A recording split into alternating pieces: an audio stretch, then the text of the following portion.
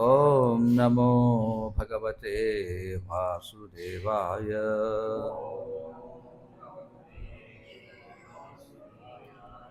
ఓం నమో భగవతే వాసుదేవాయ.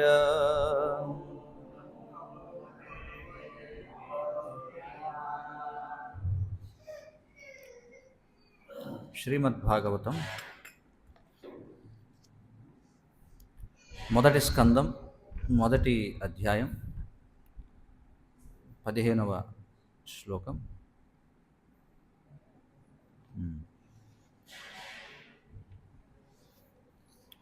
పదపాఠం చూద్దాం.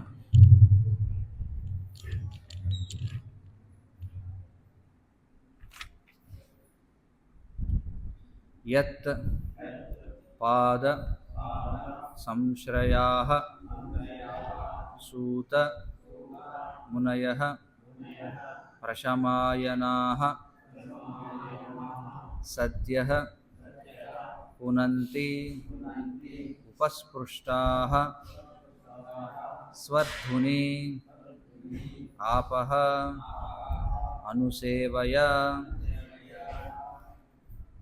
యత్పాద సంశ్రయాః సూత యత్పాద సంశ్రయాః సూత మునయః ప్రశమాయనాః మునయః ప్రశమాయనాః సద్యః పునంత్యుపస్పృష్టాః సద్యః పునంత్యుపస్పృష్టాః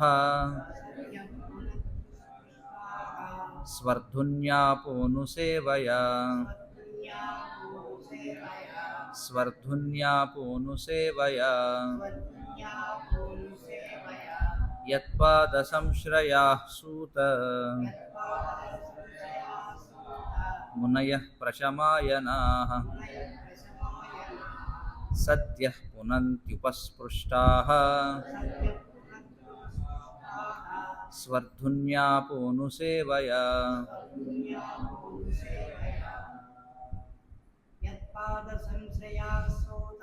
యత్పాద సంశ్రయాః సూత మునయః ప్రశమాయనాః సద్యః పునత్యుపస్పృష్టాః స్వర్ధున్యాపోనుసేవయా.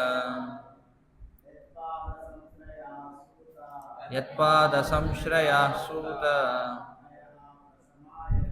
మునయః ప్రశమాయనాః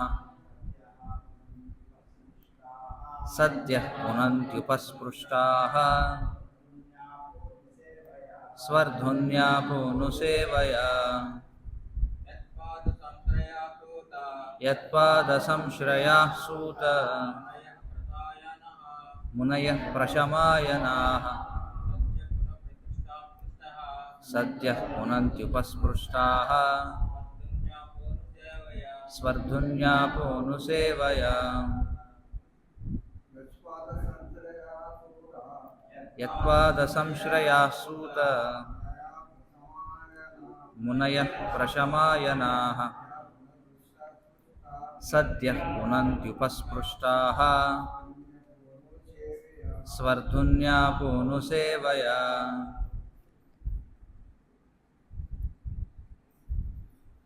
మాతాజీలు ఎవరిని చదువుతారా? ప్రతిపదార్థములు. యత్ యవని, పాద పాదపద్మములు, సంశ్రయాః ఆశ్రయించిన వారు, సూత ఓ సూత గోస్వామి, మునయః మహామునులు, ప్రశమాయనాః శ్రీకృష్ణ భగవానుని భక్తిలో రమించెడివారు, సద్యః తక్షణమే, పునంతి పవిత్రులను చేయుదురు, ఉపస్పృష్టాః కేవల సాంగత్యము చేతనే, స్వర్ధుని పవిత్రమైన గంగానది, ఆపహ మీరు అనుసేవయ సేవించుట. అనువాదము మరియు భాష్యము కృష్ణ కృపామూర్తి శ్రీ శ్రీమద్ అభయ చరణారవింద భక్తి వేదాంత స్వామి శ్రీల ప్రభుపాద ఇస్కాన్ సంస్థాపకాచార్య. ఓ సూత గోస్వామి, శ్రీకృష్ణ భగవానుని పాదపద్మములకు సంపూర్ణముగా శరణమునొందిన మహామునులు తమ దరిచేరిన వారిని శీఘ్రమే పవిత్రమునర్చగల సమర్థులై ఉన్నారు. కానీ గంగాజలము దీర్ఘకాల సేవానంతరమే పవిత్రతను కలుగజేయుచున్నది. భాష్యము: శ్రీకృష్ణ భగవానుని శుద్ధ భక్తులు గంగాజలము కన్నను అత్యంత మహిమాన్వితులై ఉన్నారు. దీర్ఘకాలపు సేవానంతరమే మనుజుడు గంగాజలము ద్వారా ఆధ్యాత్మిక ప్రయోజనమును పొందగలడు. కానీ శుద్ధ భక్తుల కరుణచే అట్టి పవిత్రత శీఘ్రమే సంప్రాప్తించగలదు. జన్మతో సంబంధము లేక శూద్రుడైనను, స్త్రీ అయినను, వైశ్యుడైనను శ్రీకృష్ణుని శరణము నొందవచ్చుననియు, తద్వారా వారు భగవద్ధామమును తిరిగి చేరవచ్చుననియు భగవద్గీత యందు తెలుపబడినది. శ్రీకృష్ణుని శరణము నొందుట అనగా అతని శుద్ధ భక్తుని శరణమున చేరుట అనియే భావం. శ్రీకృష్ణుని సేవారతియే తమ ఏకైక కార్యముగా కలిగి ఉండేటి శుద్ధ భక్తులు ప్రభుపాదుడు మరియు విష్ణుపాదుడు వంటి నామములతో గౌరవింపబడుతురు. వారు శ్రీకృష్ణ భగవానుని చరణ కమలములకు ప్రతినిధులని ఆ నామములు సూచించును. కనుక శుద్ధ భక్తుని చరణ కమలములను ఆశ్రయించి ఆయనను ఆధ్యాత్మిక గురువుగా స్వీకరించువాడు శీఘ్రమే పవిత్రుడు కాగలడు. శ్రీకృష్ణ భగవానుని యొక్క అత్యంత అంతరంగిక సేవ యందు నిలిచి ఉన్న కారణమున అట్టి భక్తులు ఆ దేవదేవునితో సమముగా గౌరవ మందదగిన వారై ఉన్నారు.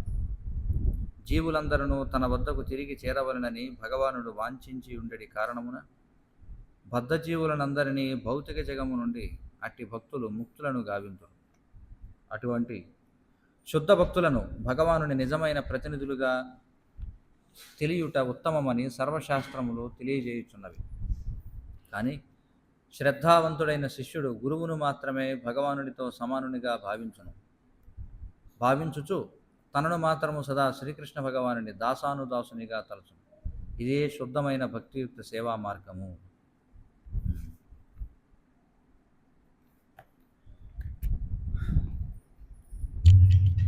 ఓమజ్ఞానతిమిరాంధస్య జ్ఞానాంజనశలాకయ చక్షురున్మీలితం येन తస్మై శ్రీగురవే నమః.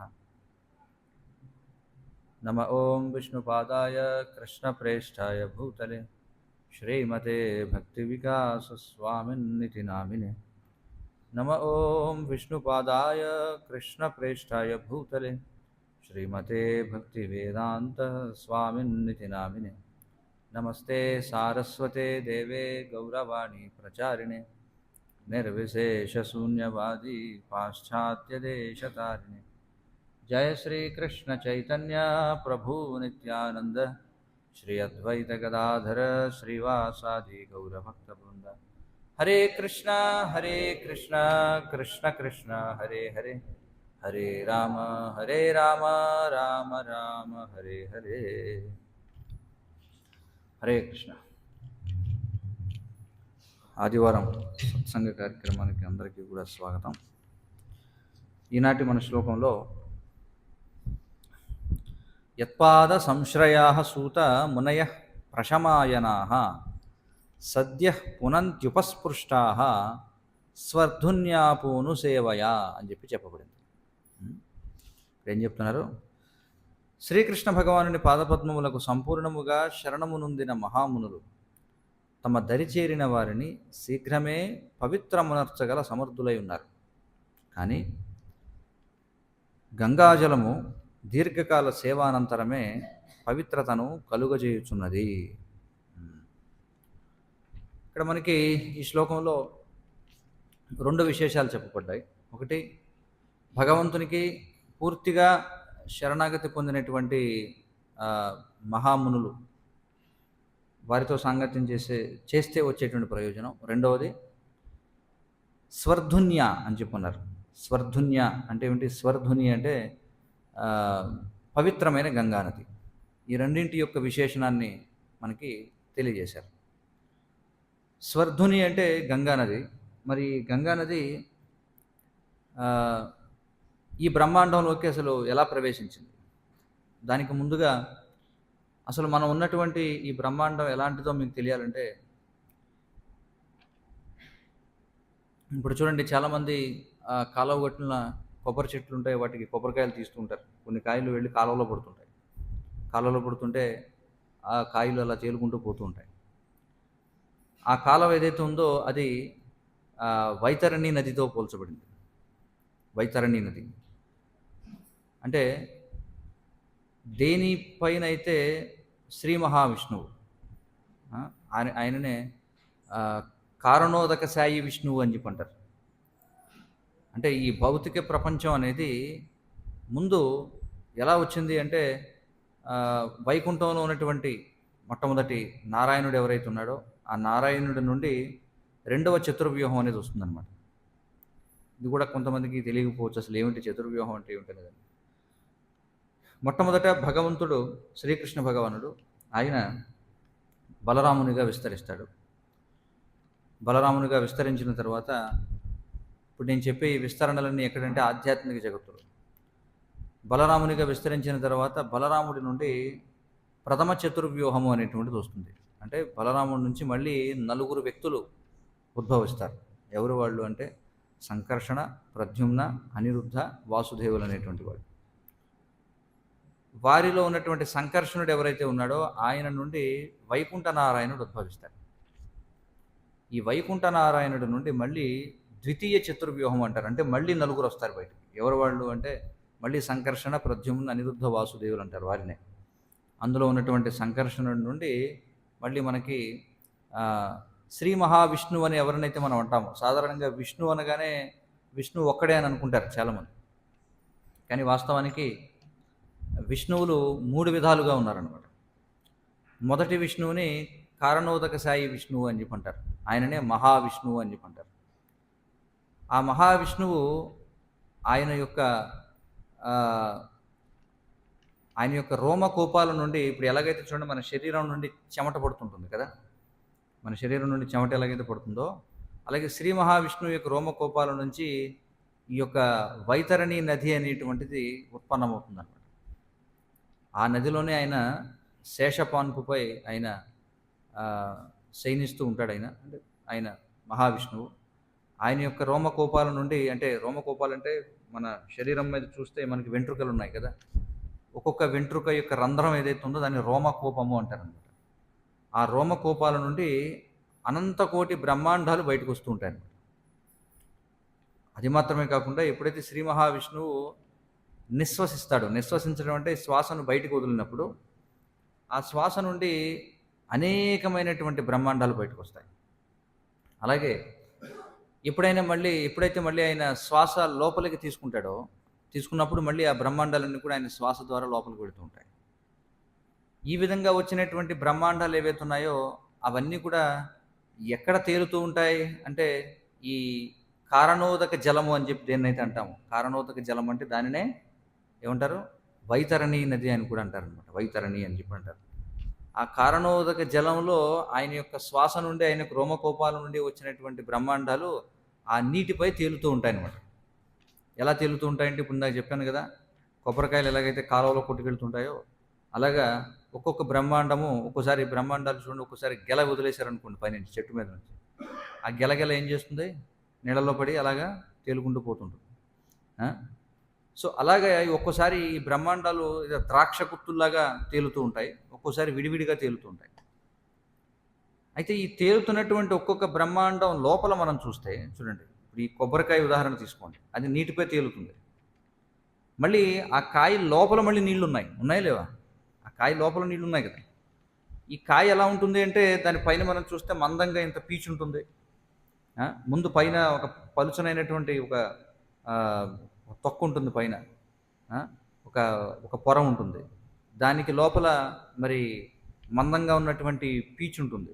ఆ పీచుకు లోపల ఇంకా గట్టిగా ఉండేటువంటి ఒక ఏముంటుంది, టెంక ఉంటుంది లోపల కదా. దాని లోపల మళ్ళీ ఏముంటుంది, కొబ్బరి ఉంటుంది చూడండి ఇంత మందాన్ని, దాని లోపల నీళ్లు ఉంటాయి. ఆ నీళ్లు కూడా ఎలా ఉంటాయంటే పూర్తిగా ప్యాక్ అయి ఉండవు, కొంచెం ఖాళీ ఉంటుంది. అందుకే ఇలా ఊపినప్పుడు ఏమవుతుంది, మనకి శబ్దం వస్తుంది అనమాట. సో కాబట్టి ఆ విధంగా మీరు అర్థం చేసుకోండి. అలా అలా తేలుతూ ఉన్నటువంటి ఒక కాయ ఏదైతే ఉందో దాన్ని ఒక బ్రహ్మాండంగా భావించవచ్చు మీరు. ఆ బ్రహ్మాండం లోపల ఎలాగైతే ఇప్పుడు నేను చెప్పానో, నీళ్లు ఎలాగైతే ఆ కాయలో సగానికో లేకపోతే 30% ఉంటాయో, ఇలా ఆయన యొక్క శ్వాస నుండి వచ్చినటువంటి ఈ బ్రహ్మాండాలు ఏవైతే ఉన్నాయో, ప్రతి బ్రహ్మాండంలోకి మళ్ళీ విష్ణువు ప్రవేశిస్తాడు. ఇది రెండవ విష్ణువు అన్నమాట. ఆ మహావిష్ణువే ఆయన శ్వాస నుండి బయలువడినటువంటి ప్రతి బ్రహ్మాండంలోకి మళ్ళీ ప్రవేశిస్తాడు లోపలికి.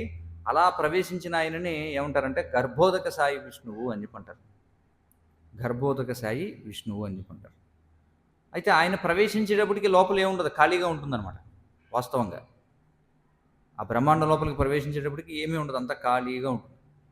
ఆయన ఈ ఖాళీని చూసి ఆయన ఏం చేస్తారంటే, మరి సృష్టి మొదలవ్వాలి కాబట్టి మళ్ళీ ఆయన శరీరం నుండి తన యొక్క స్వేదాన్ని వదులుతాడనమాట. మళ్ళీ చెమట ఎప్పుడైతే వదులుతాడో ఆ చెమటతో ఏం చేస్తారంటే ఈ బ్రహ్మాండాన్ని సగభాగం వరకు నింపుతాడనమాట. సగభాగం వరకు నింపి ఏం చేస్తాడు, మళ్ళీ ఆ నీటిపైనే ఆయన ఈ యొక్క శేషపాన్పుపై శయనిస్తాడు. ఆయన పాదముల దగ్గర లక్ష్మీదేవి ఉండి పాద సంవాహనం చేస్తూ ఉంటుంది, పాదములు నొక్కుతూ ఉంటుంది. ఆయన ఏం చేస్తారంటే సగం నింపుతాడు అనమాట నీటితోటి, దానిపై శయనించి ఉంటాడు. ఆయన నాభి నుండే బ్రహ్మదేవుడు వస్తాడు బయటకు. చూడండి, బ్రహ్మదేవుడు వచ్చేది ఏ విష్ణువు నుండి అంటే గర్భోదక సాయి విష్ణువు అంటారు, అంతేగాని మహావిష్ణువు నుండి కాదు. అర్థమవుతుంది కదా. మహావిష్ణువు వేరు. మహావిష్ణువు ఆయన ఆయన నాభి నుండి బ్రహ్మదేవుడు రాడు బయటికి, పద్మం రాదు ఆయన నాభి నుండి. ఈ గర్భోదక సాయి విష్ణువు యొక్క నాభి నుండి ఈ కమలం అనేది వస్తుందన్నమాట. ఆ కమలం యొక్క తూడు ఏదైతే ఉంటుందో, ఆయన యొక్క నాభి నుంచి వచ్చేటువంటి తూడు ఏదైతే ఉంటుందో, ఏ విధంగా అయితే మనకు కూడా తెలుసు, పిల్లలు మనం జన్మించినప్పుడు ఎలా జన్మిస్తాం, బొడ్డుతాడుతో జన్మిస్తాం కదా. మన యొక్క నాభికి తల్లి గర్భానికి ఒక సంబంధం అనేది ఉంటుందన్నమాట. అలాగే విష్ణువు యొక్క నాభి నుండి ఈ బ్రహ్మకమలం వస్తుంది. బ్రహ్మకమలంలో బ్రహ్మదేవుడు ఆయన కూర్చుని ఉంటాడు.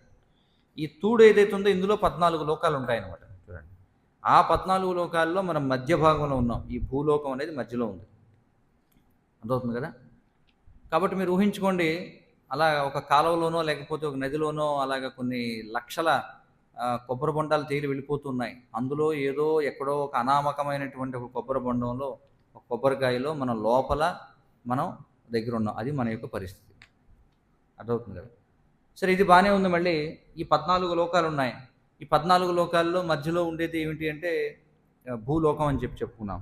ఈ భూలోకం యొక్క విస్తీర్ణం ఎంత అంటే ఈ బ్రహ్మాండం ఎంతైతే వెడల్పు ఉంటుందో మధ్యలో అంత వెడల్పు ఈ భూలోకం ఉంటుందన్నమాట. చూడండి, భూలోకం వేరు, ఇప్పుడు మనం అనుకునే భూమి వేరు. రెండింటికి మీరు వాటి గురించి కూడా చెప్తాను మీకు. కాబట్టి ఈ బ్రహ్మాండం మధ్యలో మనకి చూడండి, పూర్వం డివిడీలు ఉండేవి, చూసారు కదా, సీడీలు డివిడీలు అందరికీ తెలుసు. దానికి ఈ డివిడీలన్నీ పెట్టడానికి ఒక స్పిండిల్ ఉంటుంది, దానికి అన్నీ పెడుతుంటారు. అందులో మీరు ఊహించుకున్న అందులో మధ్య దాంట్లో ఒక పెద్ద డివిడీ పెట్టారనుకోండి, దాని యొక్క వైశాల్యం ఎంత అంటే ఈ బ్రహ్మాండం ఎంత ఉందో అంతవరకు. అంటే శాస్త్రాల్లో మనకి ఏం చెప్పబడిందంటే సూర్యుని యొక్క చంద్రుని యొక్క వెలుగు ఎంత విస్తీర్ణం వరకు వెళుతుందో అంత విస్తీర్ణం ఉంది భూమండలం అని చెప్పారు శాస్త్రాలు. కాబట్టి అంతవరకు ఇది వెడల్పుగా ఉంటుంది. అందులో మళ్ళీ మనం చూస్తే లోపల చక్రాల్లాగా ఉంటాయన్నమాట. ఇందులో చక్రాల్లాగా అది మనకి మళ్ళీ ఇవి ద్వీపాలు అని చెప్పి అంటాం. అవి 9 ద్వీపాలు ఉంటాయన్నమాట. అర్థమైంది కదా, 9 ద్వీపాలు ఉంటాయి. అందులో జంబూ ద్వీపం అనేది ఒకటి. చూడండి, ఈ జంబూ ద్వీపం అనేటువంటి దాంట్లో మళ్ళీ మనకి 7 ద్వీపాలు ఉంటాయి. 7 ద్వీపాల్లో జంబూ ద్వీపంలో మళ్ళీ 9 వర్షాలు ఉంటాయి. ఈ భూమండలంలో ఉండేటువంటివి 7 ద్వీపాలు. ఒకటి జంబూ ద్వీపము, ఇంకొకటి ప్లక్ష ద్వీపము, ఇట్లా 7 ద్వీపాలు ఉంటాయి. ఒక్కొక్క ద్వీపము కూడా ఒక్కొక్క రకమైనటువంటి సముద్రంతో చుట్టముట్టబడి ఉంటుంది. అందులో జంబూ ద్వీపం అనేటువంటిది మేరోర్ దక్షిణ దిగ్భాగే. అందుకే మీకు ఎప్పుడైనా సరే చూడండి, మీరు సంకల్పం చెప్పినప్పుడు ఆలయంలో ఎప్పుడైతే పూజ చేయించుకుంటారో వాళ్ళు సంకల్పం చెప్తారు. ఏమంటారంటే మేరోహ దక్షిణ దిగ్భాగే అని చెప్పుంటారు. అంటే మేరు పర్వతానికి దక్షిణ దిగ్భాగంగా ఉన్నటువంటి జంబూ ద్వీపే అని చెప్పంటారు. జంబూ ద్వీపంలో మళ్ళీ జంబూ ద్వీపంలో ఎన్ని ఉన్నాయంటే 9 వర్షాలు ఉంటాయి.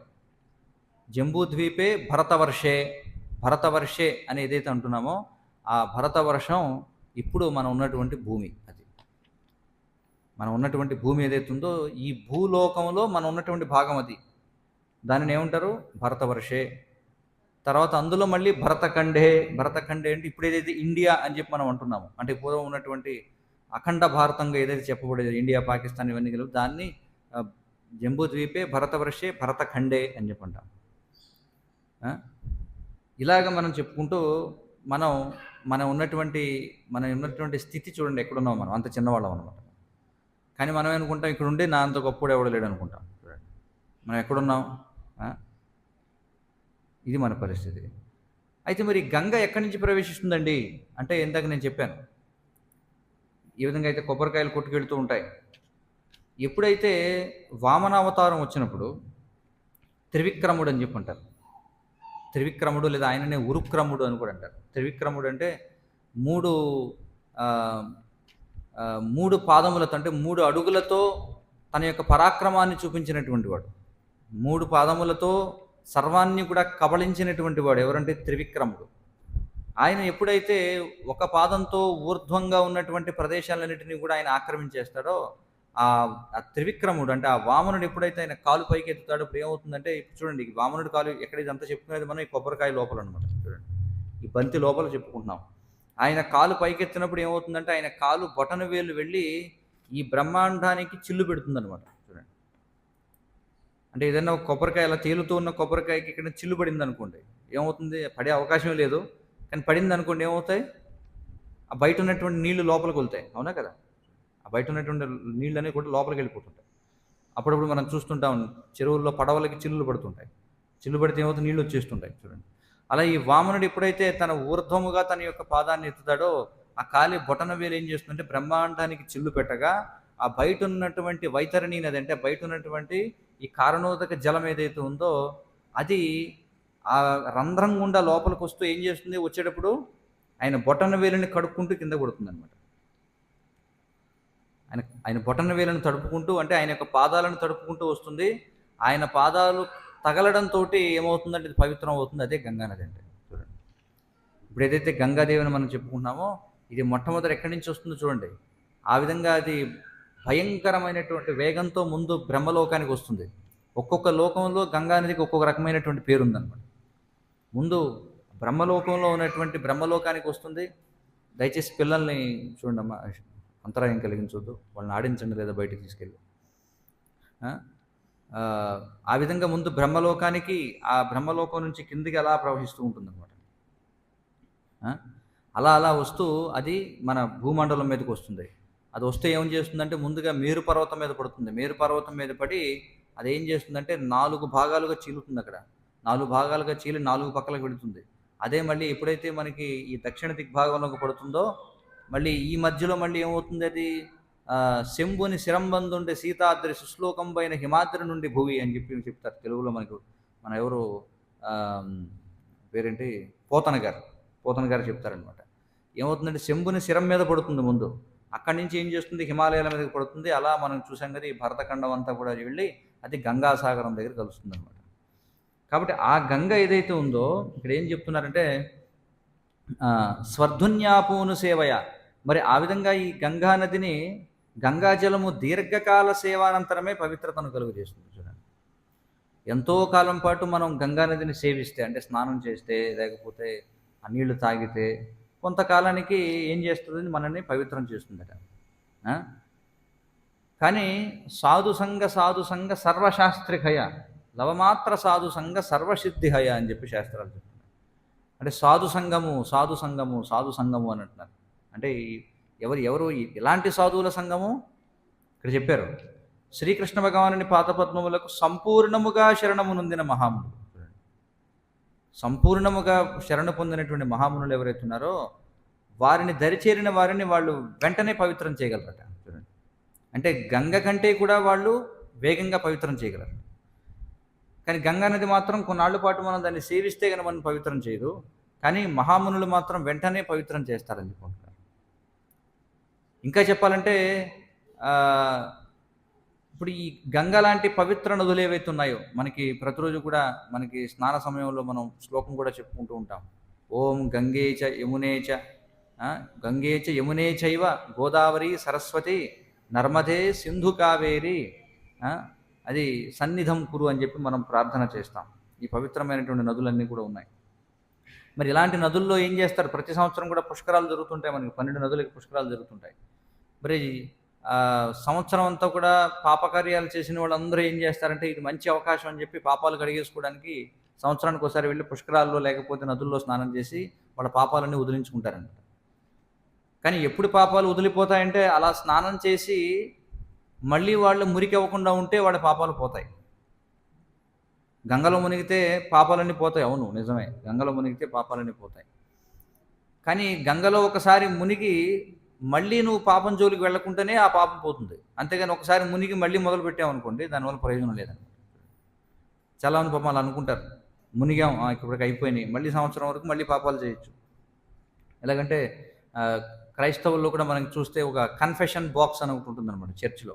అక్కడికి వెళ్ళి వాళ్ళు ఏం చేస్తారంటే, ఈ వారం అంతా చేసినటువంటి పాపాలు అక్కడ ఉన్నటువంటి పాదిరికి చెప్పుకుంటారనమాట. చెప్పుకుని ఆయనకి ఏదైనా ఒక కానుకిస్తే ఆయన ఏం చేస్తారంటే, మన తరపున ప్రార్థన చేసి, సరే నీ ప్రక్షాళన అయిపోయి దక్షిణ ఇచ్చేసావు కదా, వెళ్ళిపో అని చెప్పంటాడు. అంటే క్లియర్, అక్కడికి అకౌంట్ క్లియర్ అయింది. మళ్ళీ వెళ్ళి వారం రోజుల పాటు మళ్ళీ పాపం చేసి మళ్ళీ వచ్చి మళ్ళీ ఆ విధంగా కాదనమాట. సంవత్సరం అంతా పాపం చేసి గంగలో స్నానం చేస్తే అయిపోతుంది, అలా కాదు. మరి ఇలా ఎంతోమంది, ఎన్నో కోట్ల మంది వెళ్ళి ఈ నదుల్లో స్నానం చేసి తమ యొక్క పాపాన్ని అక్కడ ప్రక్షాళన చేసుకుంటూ ఉంటారు నదుల్లో. ఆ విధంగా నదులలో పాపం పోగుపడిపోతుందట.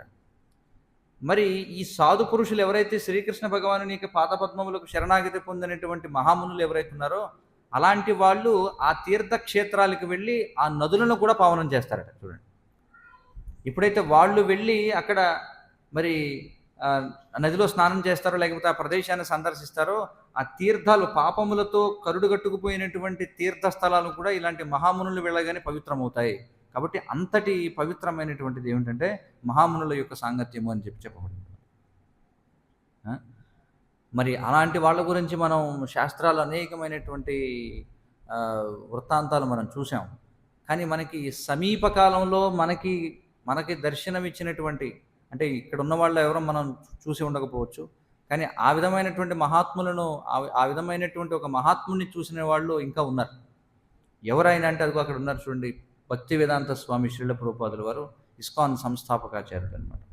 ప్రతిరోజు ఆయనను మనం పూజిస్తూ ఉంటాం. ఆచార్యులైన కృష్ణ కృపామూర్తి శ్రీ శ్రీమద్ అభయచరణారవింద భక్తి వేదాంత స్వామి శ్రీల ప్రభుపాదుల వారు.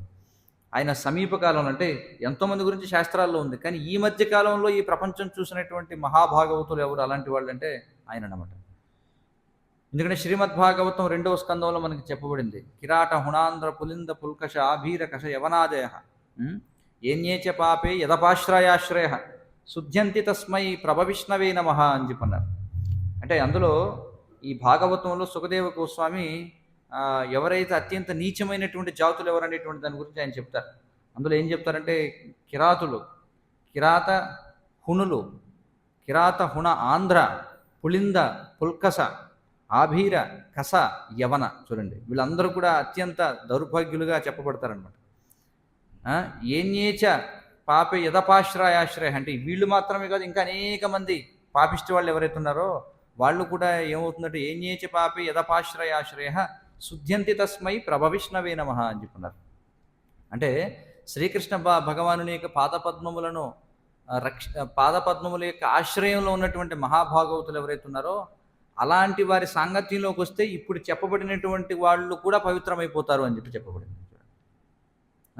అలా మరి మనం శ్రీల ప్రభుపాదుల వారిని మనం చూస్తే, ఆయన 1965వ సంవత్సరంలో ఆయన అమెరికా దేశాలకు బయలుదేరడం జరిగింది.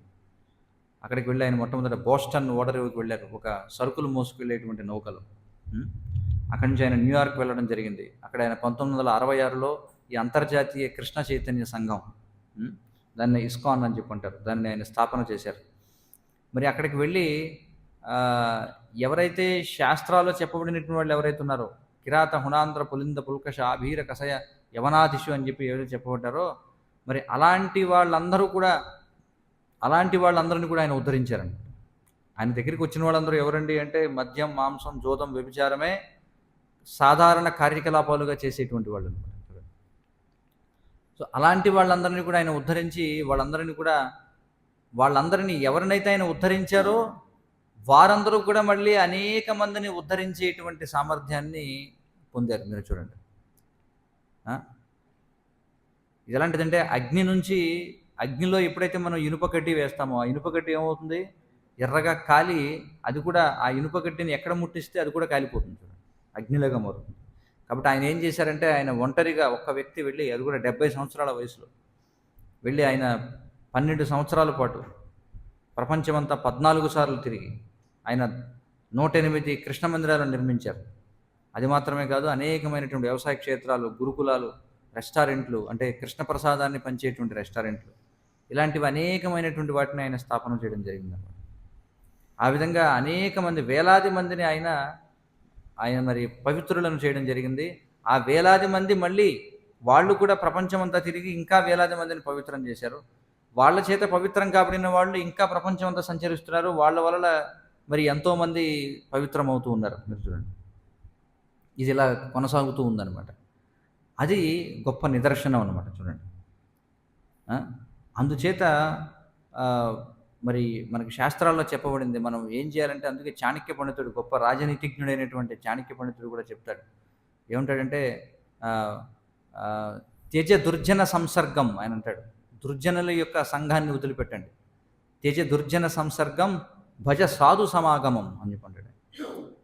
సాధు సమాగమం చేయండి అంటే సాధువులతో సాంగత్యం చేయండి. స్మరనిత్యం అనిత్యతాం, కురుపుణ్యం అహోరాత్రం స్మరనిత్యం అనిత్యతాం అని చెప్పుంటాడు. అహోరాత్రం రాత్రింబగళ్ళు పుణ్యకార్యాలు చేయండి అని చెప్పుంటాడు. పుణ్యకార్యాలు అంటే ఏమిటి? అత్యున్నతమైనటువంటి పుణ్యకార్యం ఏమిటంటే శ్రీకృష్ణ భగవానుని యొక్క పాదపద్మముల చెంత సేవ చేయడం అనమాట. కురుపుణ్యం అహోరాత్రం స్మరనిత్యం అనిత్యతాం, నిత్యము మనం ఉన్నటువంటి ఈ ప్రపంచం అనిత్యమైనటువంటిదనే విషయాన్ని స్మరించండి అని చెప్పుంటాడు. కాబట్టి ఇదంతా కూడా ఎలా సాధ్యమవుతుందంటే సాధు సంఘం ద్వారా. చూడండి, కాబట్టి సాధు సాంగత్యం ద్వారా ఏదైనా సాధ్యమవుతుంది. అందుకే మనకి చెప్తారు శాస్త్రాల్లో ఏమిటంటే, చాలాసార్లు చెప్తారు, అనేక రకాలుగా ఇది చెప్పబడింది. నీ స్నేహితులు ఎవరో చెప్పు, నువ్వెవరో చెప్తానని చెప్పి అంటారు. ఒకసారి ఆ విధంగా చెప్పకూడదు. మనం ఎవరితో స్నేహం చేస్తున్నామో దానిని బట్టి మనం చేసేటువంటి పనులు ఎలా ఉంటాయో చెప్పచ్చు. అలాగే మనం ఏ విధమైనటువంటి ఆహారాన్ని తింటామో ఆ విధమైనటువంటి పనులే చేస్తాం. చూడండి, కాబట్టి మనం దేనితో సాంగత్యం చేస్తామో ఆ విధమైనటువంటి కార్యాల్లోనే మనం నిమగ్నం అవుతాం. ఎందుకంటే మనం సాధు పురుషులతో సాంగత్యం చేసినప్పుడు మనకి భగవంతుని గురించినటువంటి నామరూప గుణలీలల యొక్క వైభవాలను శ్రవణం చేసేటువంటి అవకాశం మనకి లభిస్తుంది అనమాట. అది అందుకే తర్వాత శ్లోకంలో చెప్పబడుతుంది. 16వ శ్లోకం, ఇప్పుడు 15వ శ్లోకం చూస్తున్నాం. 16వ శ్లోకంలో చెప్పబడుతుంది ఏమనంటే, కోవా భగవతస్తస్య పుణ్యశ్లోకేఢ్యకర్మణ శుద్ధికామో న శృణుయాధ్యస్య కలిమలాపహం అని చెప్పబడింది. అంటే కలహయుగమైన కలియుగపు దోషముల నుండి ముక్తిని వాంఛిస్తూనే శ్రీకృష్ణ భగవానుని ఘనమైన యశోవైభవమును వినగోరని వాడు ఎవడుంటాడు అని చెప్పంటారు. చూడండి, మరి మనం ఇప్పుడు కలియుగంలో ఉన్నాం. మరి కలియుగం అంటేనే ఇది అత్యంత దౌర్భాగ్యమైనటువంటి యుగం అన్నమాట. ఈ కలియుగ దోషనిదేహిరాజు అని చూడండి, కలియుగం అంతా కూడా దోషాలన్నమాట. ఇక్కడ ఎక్కడ కూడా మంచి వెతికినా కూడా కనిపించదు. ఎంత వెతికినా కూడా అన్నీ కూడా దోషాలు, ఎటు చూసినా సరే, ఏ దిక్కున చూసినా సరే. మరి ఈ కలి యొక్క కల్మషం నుంచి మనం బయటపడాలంటే ఎలా? ఎందుకంటే మొత్తం వాతావరణం అంతా కూడా మనం చూస్తే మద్యం, మాంసం, జోదం, అక్రమ మైథునం వీటితోనే నిండిపోయి ఉంది. వాస్తవానికి ఈ 4 పాపకృత్యాలు కూడా అంతటా ఉన్నాయన్నమాట. ప్రతి చోటన ఉన్నాయి. అవే మనం పీల్చేటువంటి గాలిలో కూడా ఉన్నాయి. చూడండి, ఆకాశంలో ఉన్నాయి, ఎక్కడ చూసినా అవే ఉన్నాయి. చూడండి, ఎక్కడ చూసినా సరే పాపమే కలియుగంలో. మరి అలాంటి కలియుగంలో మనం ఏ విధంగా మరి ముక్తి సాధించగలం? అసలు ఈ కలియుగంలో పుట్టడం అంటేనే ఒక విధంగా చూస్తే పరమ దౌర్భాగ్యం, ఒక విధంగా చూస్తే గొప్ప అదృష్టం, రెండూ ఉన్నాయి. చూడండి, ఎందుకని పరమ దౌర్భాగ్యం అంటే కలియుగంలో మరి మనిషికి చాలా ఆయుష్ తక్కువ, అందులో కూడా బద్ధకం ఎక్కువ. అందరికీ కూడా ఎవరికి ఏం చెప్పినా అర్థం కాదు. అందరూ కూడా దురదృష్టవంతులు, ఎల్లప్పుడూ మానసిక ఆందోళన. చూడండి, ఇవి కలియుగంలో ఉన్నటువంటి వాళ్ళ యొక్క లక్షణాలు.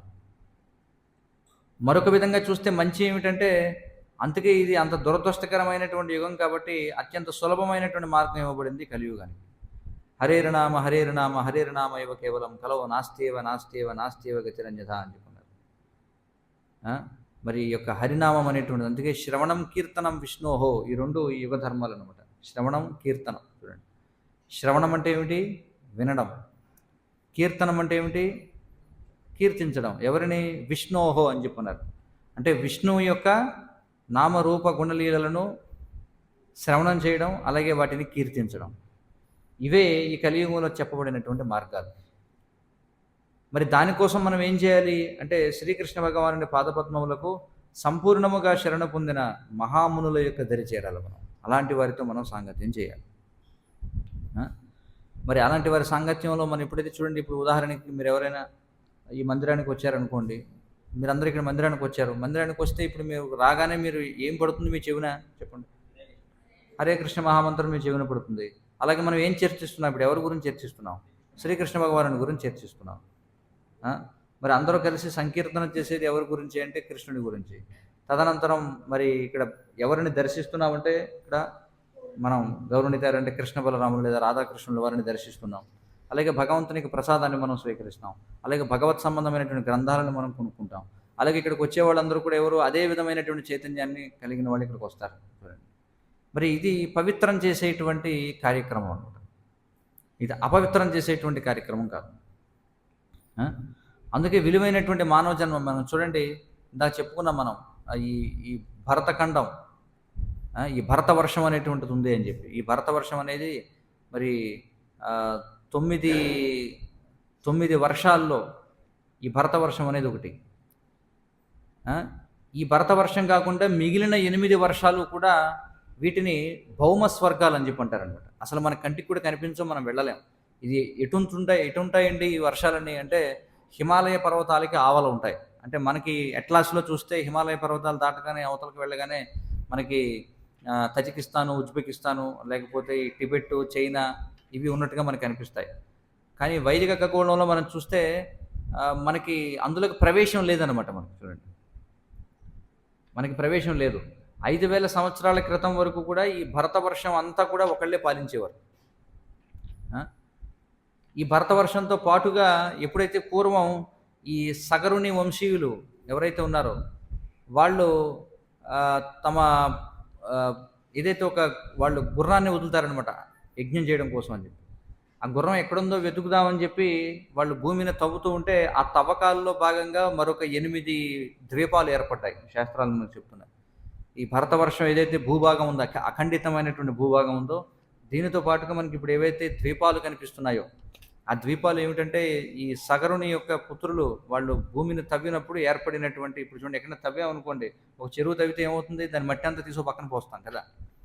అలా వాళ్ళు ఏం చేశారంటే 8 చోట్ల తవ్వేశారనమాట. తవ్వేస్తే అవి మహాసముద్రాలుగా మారిపోయాయి. వాళ్ళు తవ్వి వేసిన మట్టి ఏదైతే ఉందో అది ద్వీపాలుగా మారిపోయింది అనమాట. ఆ ద్వీపాల పేర్లు కూడా మనకు చెప్పబడ్డాయి. సింహళ ద్వీపం ఒకటి అందులో, అలాగే లంక. చూడండి, సింహళ వేరు, లంక వేరు. ఇప్పుడు చాలామంది ఏమనుకుంటున్నారంటే సింహళ లంక ఒకటే అనుకుంటున్నారు. అందరూ ఏమనుకుంటారంటే శ్రీలంక ఇప్పుడు ఏదైతే మనకు కనిపిస్తుందో అదే రావణాసురుడు లంక అని అనుకుంటారు. కానీ రామాయణంలో చెప్పబడినటువంటి వివరణలను బట్టి చూస్తే ఇప్పుడు మనం ఏదైతే లంక అని అంటున్నామో అది లంక కాదు, వాస్తవానికి అది సింహళ ద్వీపం అనమాట. వాస్తవంగా ఉన్నటువంటి లంక భారతదేశానికి నైరుతి మూలగా ఉందని చెప్పబడింది. అయితే ఇప్పుడు మరి శాస్త్రజ్ఞులు ఏం చెప్తారంటే, అది వాస్తవానికి ఇప్పుడు ఏదైతే మాల్దీవులు అని ఏదైతే చెప్పబడుతుందో, ఈ లక్షద్వీపాల నుండి మాల్దీవుల వరకు ఉన్న ప్రాంతం ఏదైతే ఉందో అది పూర్వం రావణాసురుడి యొక్క లంక అని చెప్పి చెప్తున్నారు. ఏమైనప్పటికీ ఇవన్నీ కూడా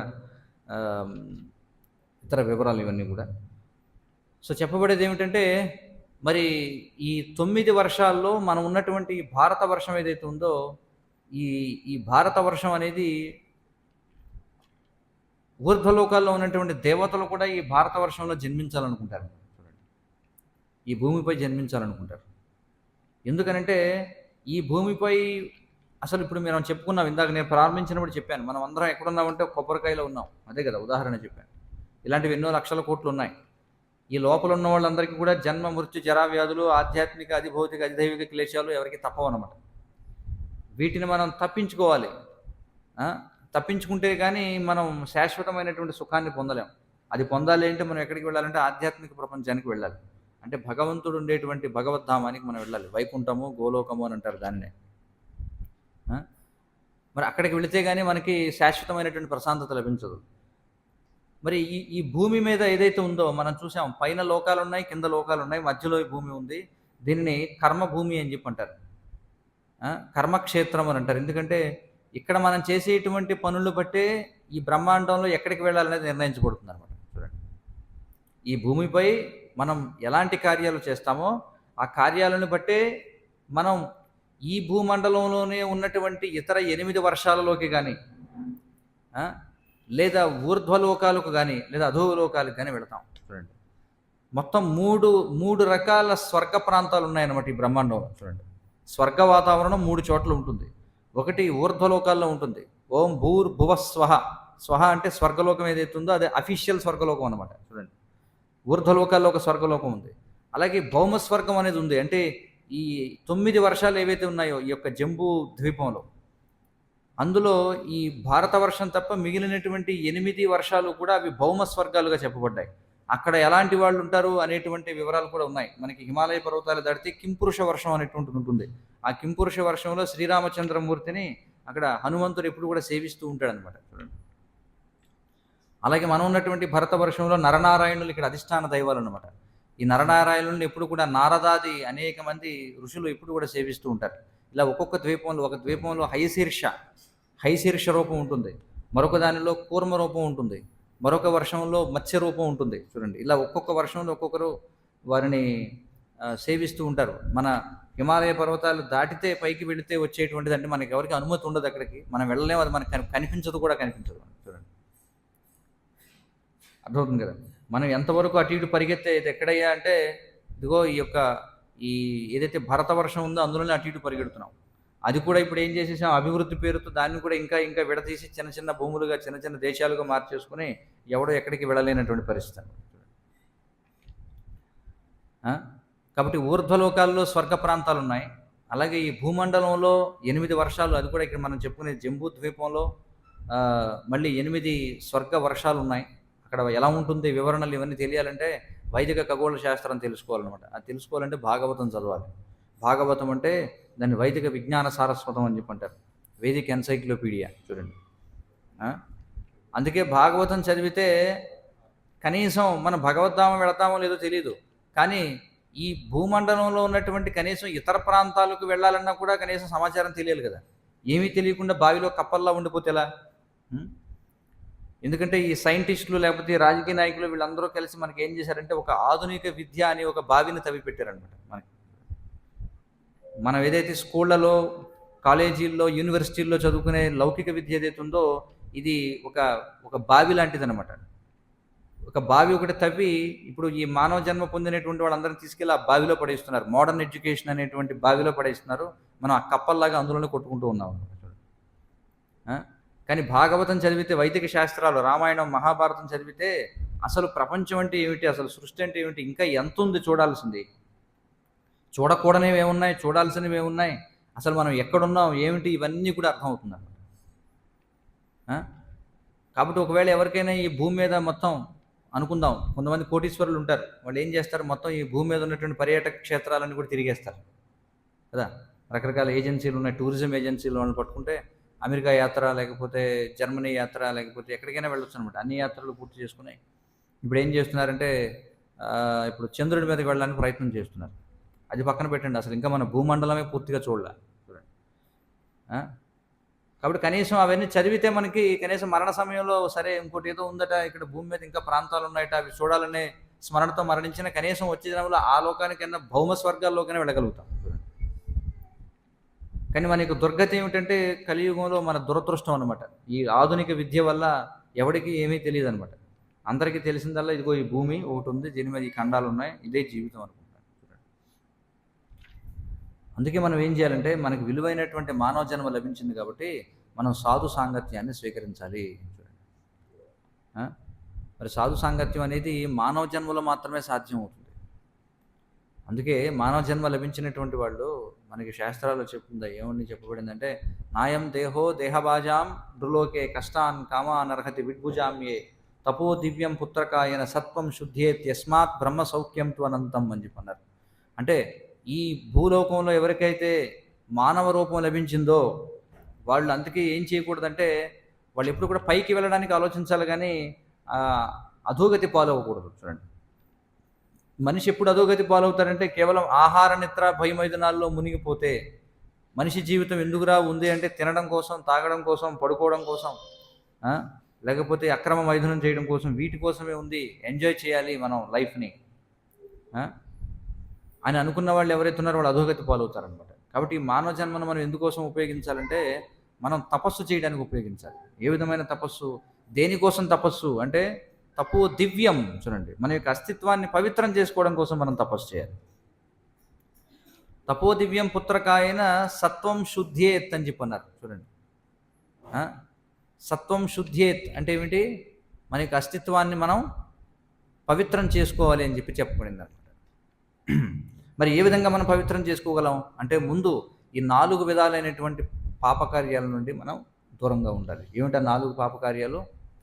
భవయ ఆమిష మధ్య సేవయ, శాస్త్రాలు మనకు చెప్తున్నాయి. ఏమిటవి? మద్యం, మాంసం, జోదం, వ్యభిచారం అనేటువంటివి. ఈ 4 పాపకృత్యాలకి మనం దూరంగా ఉంటూ మనం పవిత్రమైనటువంటి జీవనాన్ని, అంటే కేవలం ఈ 4 పాపకృత్యాలకి దూరంగా ఉండడం మాత్రమే కాదు, మనల్ని మనం పవిత్రం చేసుకోవడానికి కూడా మనం ప్రయత్నాలు చేయాలి. ఏ విధంగా పవిత్రం చేసుకోగలం అంటే హరే కృష్ణ కృష్ణ కృష్ణ హరే హరే, హరే రామ రామ రామ హరే హరే అనేటువంటి మహామంత్రాన్ని జపించడం ద్వారా మనం ఏమవుతామంటే, ఎందుకంటే ముందు పవిత్రత ఎక్కడ మొదలవ్వాలంటే మనసు నుండి మొదలవ్వాలి. మనసు అపవిత్రంగా ఉండి శరీరం ఎంత పవిత్రంగా ఉన్నా ప్రయోజనం లేదన్నమాట. కలియుగంలో అందరూ కూడా బాహ్య పవిత్రీకరణ గురించి చూస్తాడు, కానీ ఎవడు కూడా అంతర్గతంగా ఎవరికి పవిత్రత ఉండదు. బయటికి మాత్రం అంతా కూడా చక్కగా స్నానం, అంటే అది కూడా చేసేవాడు తక్కువ, అది వేరే విషయం అనుకోండి. కనీసం బాహ్య పవిత్రతైనా పాటిస్తున్నారు. అంటే స్నానం చేయడం, స్నానం చేసినా చేయకపోయినా మంచి సెంటు కొట్టుకోవడం, చూడండి, మంచి బట్టలు వేసుకోవడం, ఇలాంటివన్నీ చేసి ఏదో మొత్తానికి బాహ్య పవిత్రీకరణ చేస్తున్నాం. కానీ మన మరుసటి జన్మ ఎలా ఉండబోతుంది అని నిర్ణయించేది మన బాహ్య పవిత్రీకరణ కాదు, మన అంతః పవిత్రీకరణ. అంటే మన యొక్క మనసు ఏ స్థితిలో ఉందనేదే మన మరుసటి జన్మను నిర్ణయిస్తుంది అనమాట. ఎం వాపి స్మరణ్ భావం త్యజత్యంతే కలేవరం తం తమేవైతి కౌంతే సదా తద్భావ భావిత, కృష్ణుడు చెప్తున్నాడు. మరణ సమయంలో మనం దేని గురించి అయితే స్మరిస్తామో, దేని గురించి అయితే ఆలోచిస్తామో ఆ విధమైనటువంటి స్థితినే మనం పొందుతాం. అందుకే మన మనసు ఎప్పుడు కూడా పవిత్రంగా ఉంచుకోవాలి. ఎందుకంటే ఎప్పుడు మరణం వస్తుందో తెలియదు. ఎప్పుడు మరణం వస్తుందో ఎవరికైనా తెలుసా? ఇక్కడ ఉన్న వాళ్ళు ఎవరికైనా తెలుసా? లేదు, ఎవరికీ తెలియదు. ఒకవేళ తెలిసినా వాడికి జీవిత లక్ష్యం ఏమిటో తెలియకపోతే ఏం చేస్తారు? చూడండి, పూర్వం ఎప్పుడో ఒకసారి ఏదో ఒక స్కైలాబ్ ఏదో పడిపోతుందని తెలిసిందనమాట. అది ఎక్కడ పడుతుందో తెలియలేదు. జనం అందరూ ఏమనుకున్నారంటే మన మీద పడుతుందని ఎవరికి వాడు కోళ్ళు, లేకపోతే కుక్కలు, లేకపోతే గొర్రెలు, మేకలు, ఎవరికి నచ్చింది వాడు తినడం మొదలుపెట్టాడు అనమాట.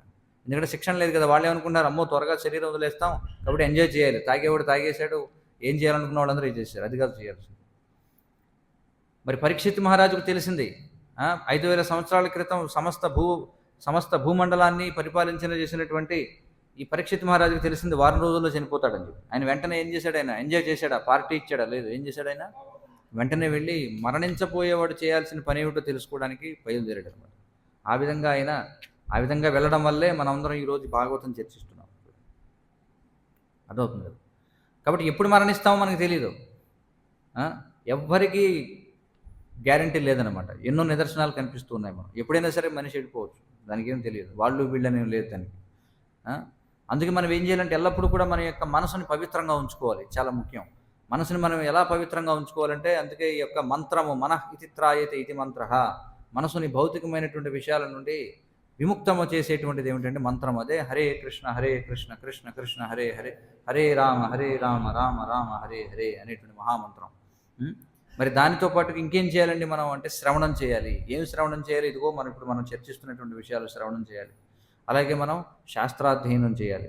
అంటే భగవద్గీత, భాగవతం ఇత్యాది ఏవైతే ఉన్నాయో వాటిని మనం అధ్యయనం చేయాలి. చూడండి, ఇదే సాధు సంగము అంటే సాధు సంగము అంటే నేరుగా సాధువులతో సాంగత్యం చేయడం, లేదా వారి యొక్క వాణితో మనం సాంగత్యం చేయడం, లేదా ఈ గ్రంథాలతో సాంగత్యం చేయడం. దురదృష్టవశాత్తు మనం చూస్తే కలియుగంలో అందరూ కూడా ఏమిటంటే దుర్జన సంసర్గంలోనే ఉన్నారనమాట అందరూ కూడా. దుర్జన సంసర్గం చూడండి. ఆ? దుర్జన సంసర్గం అందరికీ కూడా జేబులో ఉంది ఇప్పుడు చూడండి. జేబులో కాదు, ఇంకా చెప్పాలంటే చేతుల్లో ఉంది అందరికీ కూడా దుర్జన సంసర్గం. ఏమిటది? స్మార్ట్ ఫోన్ చూడండి. అది స్మార్ట్ ఫోన్ అనేది అతిపెద్ద దుర్జన సంసర్గం అనమాట చూడండి. ఎవరికి శిక్షణ లేని వాళ్ళకి చూడండి.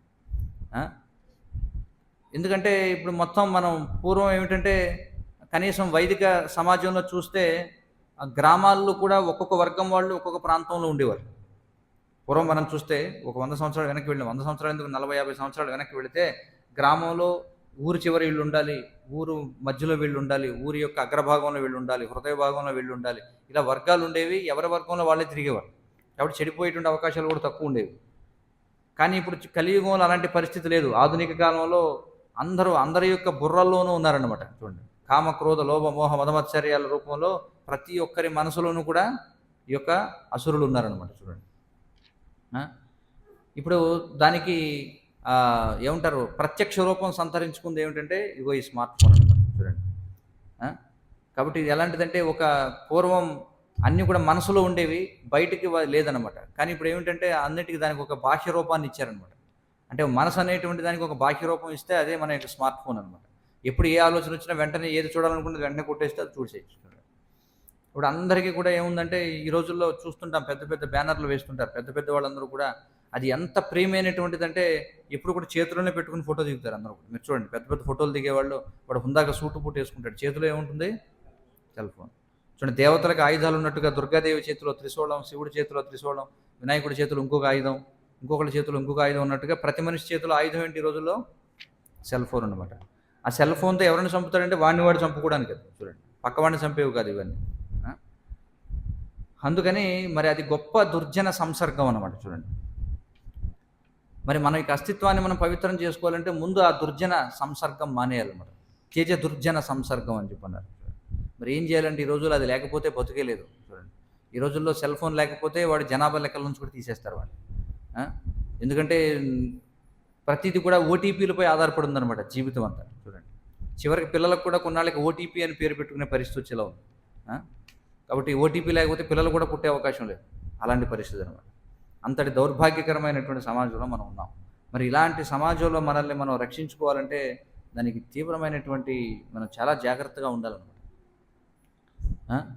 అసలు ముందు ఎవరికి కూడా ఈ విధంగా అసలు పవిత్రంగా ఉండాలి అనే ఆలోచనే లేదు మొట్టమొదట. అసలు పవిత్రత అనేది ఒకటి ఉందని కూడా తెలియదు జనాన్ని. అంతే కదా. ఇప్పుడు బావిలో ఉన్నటువంటి కప్పకి బయట ఏమున్నా ఎలా తెలుస్తుంది చెప్పండి?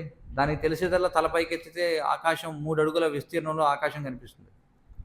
ఎందుకంటే మనమైనా సరే బావిలో దిగామనుకోండి, ఏదన్నా పూర్వం బావిలో పూడిపోతే మనుషులు దిగేవారు లోపల. మరి తలపైకి ఎత్తి ఇలా చూస్తే ఆకాశం ఎంత కనిపిస్తుంది? 3 అడుగుల విస్తీర్ణం కనిపిస్తుంది. కాబట్టి ఎప్పుడు బావిలో ఉండేటువంటి కప్పకి ఆకాశం అంటే ఇదేనేమో, ఇదే ప్రపంచం అనుకుంటుంది అన్నమాట. అలాగే ఇప్పుడు జనాభా యొక్క పరిస్థితి ఏమిటంటే అసలు పవిత్రత అనేది ఒకటి ఉందని కూడా ఎవరికి తెలియదు అనమాట. ఎందుకంటే వాళ్ళు అపవిత్రతలోనే ఉన్నారు. ఎందుకంటే ఇగ్నోరెన్స్ ఇస్ బ్లిస్ అని చెప్పి అంటారు. ఎందుకంటే అజ్ఞానంలోనే సుఖాన్ని వెతుక్కుంటారు అందరూ. మరి అలాంటి వారందరికీ కూడా అసలు పవిత్రత అనేది ఒకటి ఉంది, పవిత్రమైన జీవన విధానం అనేది ఒకటి ఉంది. ఆ పవిత్రమైన జీవన విధానం అనేది మనం అవలంబించాలి. మన మానవ జన్మ అనేది మనం పొందాం కాబట్టి చాలా చాలా విలువైనది. మరి మానవ జన్మ అనేది తపస్సు చేయడం కోసం ఉంది. తపస్సు దేనికోసం చేయాలంటే మన యొక్క అస్తిత్వాన్ని పవిత్రం చేసుకోవడం కోసం. మరి ఎప్పుడైతే మన అస్తిత్వాన్ని పవిత్రం చేసుకుంటామో సత్వం శుద్ధే యస్మాత్ బ్రహ్మ సౌఖ్యం త్వనంతం అన్నారు. ఎప్పుడైతే మన యొక్క అస్తిత్వాన్ని పవిత్రం చేసుకుంటామో అప్పుడు అసలైనటువంటి బ్రహ్మ సుఖాన్ని మనం అనుభవిస్తాం, బ్రహ్మానందాన్ని అనుభవిస్తాం అనమాట. అంటే ఏమిటది? అది ఆత్మతలంలో వచ్చేటువంటిది, భగవంతునితో అనుసంధానం కావడం వల్ల వచ్చేటువంటిది. ప్రస్తుతం అందరూ కూడా ఏమిటంటే శారీరక సుఖంలో మునిగిపోయి ఉన్నారు. శారీరక సుఖం అంటే ఏమిటి? తినడం, ఈ 5 ఇంద్రియాలు ఏవైతే ఉన్నాయి, శబ్ద స్పర్శ రూప రసగంధముల వల్ల వచ్చేటువంటిది. రకరకాల దృశ్యాలు చూడడంలో, రకరకాల శబ్దాలు వినడంలో, రకరకాల రుచులు చూడడంలో, రకరకాల వాసనలు చూడడంలో, రకరకాల శుతిమెత్తని వస్తువులను స్పృశించడంలో, శరీరాలను స్పృశించడంలో, ఇందులోనే అందరూ కూడా పరిగెడుతూ ఉన్నారనమాట. చూడండి, మృగతృష్ణికాసు అన్నట్టుగా ఏదో ఎడారిలో ఎండమావి వెనకాల పరిగెత్తినట్టుగా మనుషులందరూ కూడా ఇంద్రియ భోగం వెనుకే పరిగెడుతూ ఉన్నారు. చూడండి, కాబట్టి అందరికీ కూడా ఏమిటనుకుంటున్నారంటే ఎంత ఎక్కువగా మనం మద్యం, మాంసం, జూదం, వ్యభిచారం చేయగలిగితే జీవితంలో మనం అంత విజయవంతమైనట్టుగా భావిస్తున్నారు అందరూ. ఆ? మరి దాని నుంచి మనం బయటికి రావాలి. అందుకే అందుకే ప్రతి ఒక్కరు కూడా ఈ భగవద్గీత, భాగవతం ఇత్యాది గ్రంథాలు ఏవైతే ఉన్నాయో వాటితో మనం సాంగత్యం చేయాలి. చూడండి, ఆ? మనం ఎలాంటి విషయాలను, మనం ఏమి చూస్తామో, ఏమి వింటామో, ఏమి మాట్లాడతామో, ఏమి తింటామో అలాంటి ఆలోచనలే మనకు వస్తాయి. మనకి ఎలాంటి ఆలోచనలు వస్తున్నాయో అలాంటి పనులే మనం చేస్తాం. కాబట్టి ఇప్పుడు మనం చూడొచ్చు, సమాజంలో ఉన్నటువంటి వాళ్ళంతా ఎలాంటి పనులు చేస్తున్నారో మీరు చూడొచ్చు. వాళ్ళు అలాంటి పనులు చేస్తున్నారంటే వాళ్ళ మనసు ఎలా ఉందో మనం తెలుసుకోవచ్చు. వాళ్ళ మనసు అలా ఉంది అంటే వాళ్ళు ఏం చూస్తున్నారు, ఏం వింటున్నారు, ఏం మాట్లాడుతున్నారు, ఏం తింటున్నారో మనం అర్థం చేసుకోవచ్చు. చూడండి, కాబట్టి ఇన్పుట్ ఎలా ఉంటే అవుట్పుట్ అలా ఉంటుంది. చూడండి, అందుకే ఇక్కడ భాగవతం ఏం చెప్తుందంటే, అందుకే మనకి ఇన్పుట్ ఎలా ఉండాలి అంటే సాధు సాంగత్యంలో మనం ఉండాలి. అందుకే ఏం చేయాలి, మనం భగవంతుని యొక్క దివ్యమంగళ రూపాన్ని చూడాలి, మంచి దృశ్యాలను చూడాలి, మంచి విషయాలను వినాలి, మంచి విషయాలు మాట్లాడాలి, చర్చించాలి, భగవత్ ప్రసాదాన్ని తినాలి. ఇవి చేస్తూ ఉన్నాం అనుకోండి, అప్పుడు మన మనసు పవిత్రం అవుతుంది. మనసు ఎప్పుడు పవిత్రంగా ఉంటుందో, మనసు ఎప్పుడైతే పవిత్రంగా ఉంటుందో అప్పుడు మన యొక్క చేష్టలు కూడా పవిత్రంగా ఉంటాయి. మన యొక్క చేష్టలు ఎప్పుడైతే పవిత్రంగా ఉంటాయో అప్పుడు మన గతి, అంటే మన యొక్క లక్ష్యం కూడా పవిత్రమైనటువంటి గతిని మనం పొందుతాం. అందుకే వీటన్నిటికీ ఏమిటి పరిష్కారం అంటే అదే మనకి ఈ శ్లోకంలో చెప్పారు. ఏమన్నారంటే, యత్పాద సంశ్రయా సూత మునయ ప్రశమాయనా సద్య పునంత్యుపసృష్టా ఉపస్పృష్టా స్వర్ధున్యాపోను సేవయా అని చెప్పన్నారు. అందుకే మనం ఏం చేయాలంటే శ్రీకృష్ణ భగవాన్ అనే పాదపద్మములకు సంపూర్ణముగా శరణ పొందిన మహామునులు దరిచేరాలి అని చెప్పన్నారు. మరి ఆ శ్రీల ప్రభుపాదుల వారి గురించి మనం చర్చించాం. ఆయన అనేకమైనటువంటి ఆయన యొక్క వాణి ఏదైతే ఉందో, అంటే ఈ యొక్క శాస్త్రాలకు అనువాదం ఏదైతే ఉందో దానిని ఆయన అనేక గ్రంథాల రూపంలో ఇచ్చారు. మీరందరూ బయటకు వెళితే అక్కడ ఒక బుక్ స్టాల్ ఉంటుంది, అక్కడ మనకి అనేకమైనటువంటి గ్రంథాలు ఉన్నాయి. చూడండి, శ్రీమద్ భాగవతం ఉంది, చైతన్య చరితామృతం ఉంది, భగవద్గీత ఉంది, రామాయణం ఉంది, అనేకమైనటువంటి ఈశోపనిషత్తు, భక్తిరసామృతం, ఇలా ఉపదేశామృతం, బ్రహ్మ సంహిత, అనేకమైనటువంటి గ్రంథాలు అక్కడ లభ్యమవుతున్నాయి. కాబట్టి మీరందరూ కూడా ఇంత దూరం వచ్చారు కాబట్టి, మరి మానవ జీవన విశేషాన్ని తెలుసుకున్నారు కాబట్టి అందరూ కూడా, ప్రతి ఒక్కరు కూడా ఒక గ్రంథాన్ని మీతో పాటుగా తీసుకువెళ్ళి చదవండి. చదివితే అప్పుడు మన యొక్క అస్తిత్వం అనేది పవిత్రం అవుతుందన్నమాట. లేకపోతే మనం ఎప్పటికీ కూడా అపవిత్రంగానే ఉండిపోతాం. మరి ఇలాంటి ఆధ్యాత్మిక కార్యాలు చేయడానికి, మనల్ని మనం పవిత్రం చేసుకోవడానికి మనకి భగవంతుడు అనేకమైనటువంటి ఏర్పాట్లు చేశాడు. అలాంటి ఏర్పాట్లలో ఒకటి ఏమిటంటే ఈ రాబోయేటువంటి కార్తీక మాసం. సాధారణంగా బయట ఒక మాసం అనేది అమావాస్య నుండి, అంటే అమావాస్య తర్వాత రోజు పాడ్యం నుండి ప్రారంభమవుతూ ఉంటుంది. కానీ వైష్ణవ విధానంలో, అంటే ముఖ్యంగా మనం ఉన్నటువంటి బ్రహ్మమత్వ గౌడీయ వైష్ణవ సాంప్రదాయంలో మాసం అనేది పౌర్ణమి తర్వాత పాడ్యమితో మొదలవుతుందన్నమాట. ఆ విధంగా ఏమవుతుందంటే ప్రతి నెల కూడా బయట విధానం కంటే 15 రోజుల ముందే వస్తుంది. ఆ విధంగా మరి ఈ 8వ తేదీన, అక్టోబర్ 8వ తేదీ నుండి కార్తీక మాసం ప్రారంభమవుతుంది. దానిని దామోదర కార్తీక మాసం అని చెప్పి అంటారు. అశ్వయుజ పూర్ణిమ తర్వాత ఇది మొదలవుతుంది అన్నమాట. పాడ్యమి నుండి మొదలవుతుంది. ఇది కార్తీక మాసం, దీన్ని దామోదర కార్తీక మాసం అంటారు. ఇది చాలా పవిత్రమైనటువంటి సమయం ఇది. మరి ఈ కార్తీక మాసంలో ప్రతి ఒక్కరూ కూడా ఏదైతే మనకి పద్మపురాణంలో చెప్పబడినటువంటిది ఏదైతే ఉందో, ఈ యొక్క దామోదర అష్టకం అనేటువంటి ఒక అద్భుతమైనటువంటి ఒక అష్టకం, భగవంతుని కీర్తించేటువంటిది.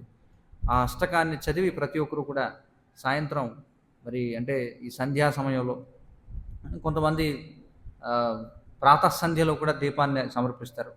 ప్రాతఃసంధ్యలోనూ సమర్పించవచ్చు, లేదా సాయం సంధ్యలో కూడా మరి దామోదరుడు అంటే యశోదామాత చేత తన పొట్టకు ఒక తాడు చేత కట్టబడినటువంటి వాడు, అంటే రోటికి కట్టబడినటువంటి ఆ యొక్క దామోదరుడు, శ్రీకృష్ణ భగవానుని యొక్క రూపం ఏదైతే ఉంటుందో, ఆ చిత్రపటం మీ దగ్గర ఉన్నట్లయితే, అది లేకపోయినా శ్రీకృష్ణుని యొక్క చిత్రపటం ఎక్కడున్నా సరే, ప్రతిరోజు కూడా మీరు ఈ దామోదరాష్టకం అనేటువంటి దాన్ని చదివి మరి శ్రీకృష్ణ భగవానునికి ఒక దీపాన్ని సమర్పించవచ్చు.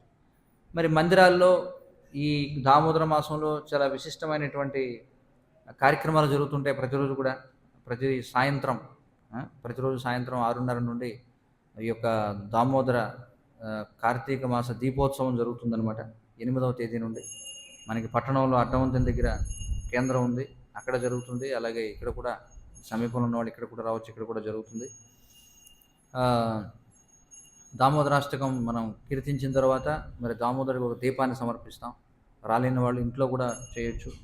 అలాగే ఒకవేళ ఎవరైనా మీ ఇండ్లలో కూడా ప్రత్యేక కార్యక్రమాన్ని మేము ఏర్పాటు చేసుకోవచ్చు అంటే ఈ కార్యక్రమం ప్రతి ఒక్కరూ తమ తమ ఇండ్లలో కూడా ఏర్పాటు చేసుకోవచ్చు. అంటే మందిరం నుంచి మేము వచ్చి మీరు ఒకవేళ ఎక్కువ మంది కొత్త వాళ్ళని, ఎందుకంటే ఈ ఈ భగవంతునికి ఈ కార్తీక మాసంలో మనం దీపం ఇవ్వడం అనేది ఎంత విశిష్టత, మరి ఇతరులందరి చేతి కూడా దీపం ఇవ్వడం అనేది ఇంకా ఎక్కువ ఫలితాన్ని ఇస్తున్నాం.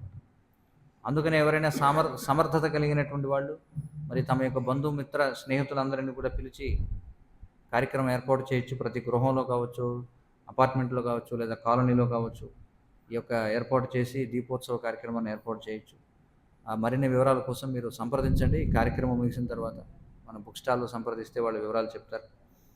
కాబట్టి అందరూ కూడా ఈ అవకాశాన్ని వినియోగించుకోండి. ఎందుకంటే మీరు మళ్ళీ ఆదివారం వచ్చేటప్పటికి ఈ యొక్క దామోదర మాసం ప్రారంభం అవుతుంది. కాబట్టి అంటే 11వ తేదీన మళ్ళీ ఆదివారం ఉంది, మళ్ళీ అప్పటికే దామోదర మాసం ప్రారంభం అవుతుంది. 8వ తేదీ నుండి అందరూ కూడా ఈ కార్యక్రమం చేయండి. మీ ఇంట్లో చేయండి లేదా మందిరం దగ్గరికి రండి. అందరూ కూడా ఈ అవకాశాన్ని వినియోగించుకోండి. అలాగే ఈ పవిత్రమైనటువంటి మాసాల్లో మరి ఈ ఆధ్యాత్మిక గ్రంథాలను అంటే భగవద్గీత, భాగవతం ఇత్యాది గ్రంథాలు చదవడం, అలాగే హరి యొక్క నామాన్ని జపించడం అనేది ప్రారంభించడం చాలా గొప్ప విశేషం. అందరూ కూడా వెంటనే అవకాశాన్ని వినియోగించుకోండి. ఆ విధంగా మరి మనం సాధు సాంగత్య ఫలితాన్ని మనం పొందొచ్చు. హరే కృష్ణ. ఎవరికైనా ఏమైనా ప్రశ్నలు సూచనలు ఉంటే చెప్పండి. చెప్పండి.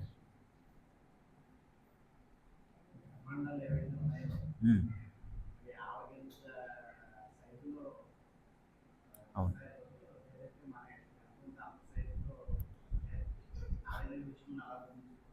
అంటే విష్ణువు దృష్ట్యా చూస్తే ఇప్పుడు ఇక్కడ అడిగబడిన ప్రశ్న ఏంటంటే బ్రహ్మాండాల యొక్క పరిమాణాన్ని మనం ఎలా ఊహించుకోవచ్చు అంటే ఇది విష్ణువు యొక్క దృష్టి నుంచి చూస్తే ఆయనకు ధూళికణాలు లాంటివి అనమాట. అంతే కదా. ఇప్పుడు మనం ఎప్పుడైతే నిశ్వసించామనుకోండి, మన శ్వాసనైనా సరే మైక్రోస్కోప్ పెట్టి చూస్తే అందులో అనేక సూక్ష్మ క్రిములు లాంటివి కనిపించవచ్చు. అలాగే విష్ణువు యొక్క నిశ్వాసలో ఈ యొక్క బ్రహ్మాండాలన్నీ ఎలా ఏవైతే ఉన్నాయో అవన్నీ కూడా చిన్న చిన్న రేణువుల్లో ఉండొచ్చు ఆయన దృష్టికి చూస్తే. కిందకు వచ్చేటప్పటికి దాని యొక్క పరిమాణం పెరుగుతూ ఉండొచ్చు. మన దృష్టికి వచ్చేసరికి మనకు అర్థం కావాలంటే అందుకే మనం ఒక బంతి, ఒక ఫుట్బాల్ లాగా లేదా ఒక కొబ్బరి బొండం లాగా మనం ఊహించుకుంటాం అనమాట. వీటన్నిటినీ మోసేటువంటి అనంత శేషుగా అవి ఆవగింజల్లా ఉంటాయి చూడండి. కాబట్టి మీరు ఎవరి దృష్టి నుంచి అడుగుతున్నారనే బట్టి దాన్ని బట్టి ఆధారపడి ఉంటుంది సమాధానం. హరే కృష్ణ. ఇంకెవరైనా ప్రశ్నలు ఉన్నాయి? చెప్పండి.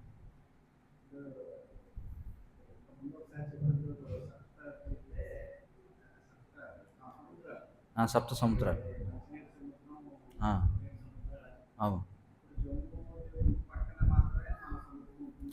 జంబూ ద్వీపం ఏదైతే ఉందో ఈ జంబూ ద్వీపం మనకి మరి ఇది చివరన ఉందన్నమాట. ఏవైతే 9 వర్షాలు ఏవైతే ఉన్నాయో జంబూ ద్వీపంలో ఈ 9 వర్షాలు ఏవైతే ఉన్నాయో మనం మేరు పర్వతానికి దక్షిణ దిగ్భాగంలో సముద్రపు ఒడ్డున ఉన్నాం అనమాట.